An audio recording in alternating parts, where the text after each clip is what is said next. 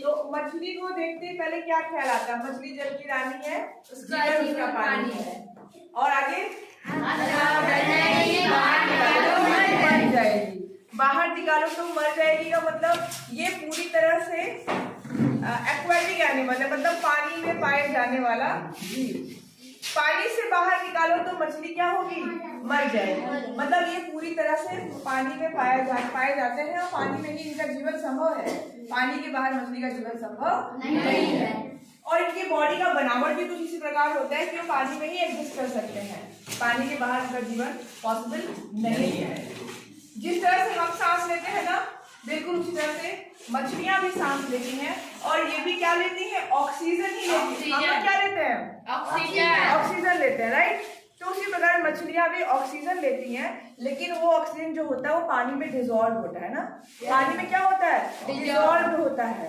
हम लोग तो वायु से, वातावरण से ले लेते हैं, पर ये पानी में जो डिजोल्व ऑक्सीजन होता है मछलियां उनको लेती हैं, ठीक है। लेकिन हमारे पास क्या होता है? लंग्स होते हैं, फेफड़े होते हैं ना सांस लेने के लिए।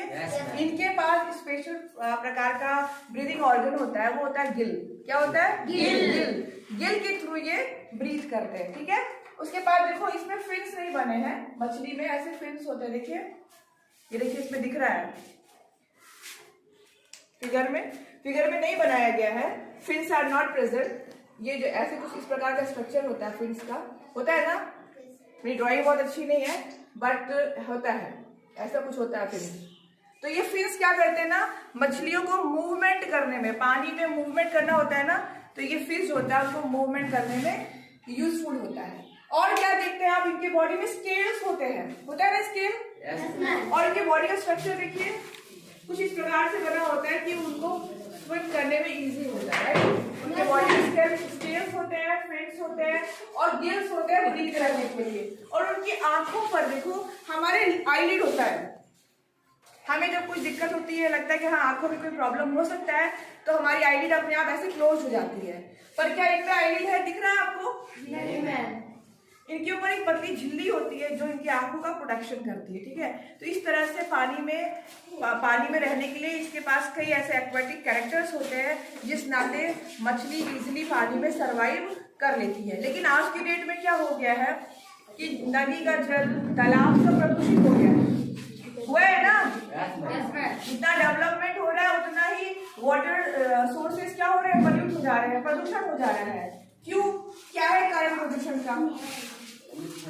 हाँ, फैक्ट्री से निकलने वाले जो वेस्टेज होते हैं लोग सीधे पानी में उसको डिस्चार्ज कर देते हैं, या जो उसके ऊपर शिप वगैरह चल रहा है तो जो उसका ऑयल डिस्चार्ज होता है वो डायरेक्टली पानी में होता है, ठीक है। लोग वही बर्तन धो रहे हैं, कपड़े धो रहे हैं, जानवरों को नहला रहे हैं, कपड़े धोने से डिटर्जेंट जा रहा है पानी में। कुल मिला के क्या हो रहा है? पानी पॉल्यूट हो रहा है, प्रदूषित हो रहा है, जिससे क्या हो रहा है ना कि पानी का जो ऑक्सीजन लेवल है ना, बायोलॉजिकल ऑक्सीजन डिमांड जो है ना वो बढ़ जा रहा है, और ऑक्सीजन का लेवल इसमें क्या हो रहा है?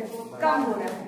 और जब तक पानी में डिजोल्व ऑक्सीजन नहीं रहेंगे तब तक एक्वाटिक एनिमल सर्वाइव नहीं कर सकते हैं। तो यही रीजन है कि जो इतना प्रदूषण हो रहा है कि इनका जीवन संघर्ष भी बढ़ गया है, ठीक है। तो हमारा पूरा प्रयास हमें करना चाहिए कि जहाँ पानी के सोर्सेज है हम उनको साफ रखें, और वहाँ आसपास कपड़े ना धोए, बर्तन ना धोए, डेड बॉडीज ना फेंके।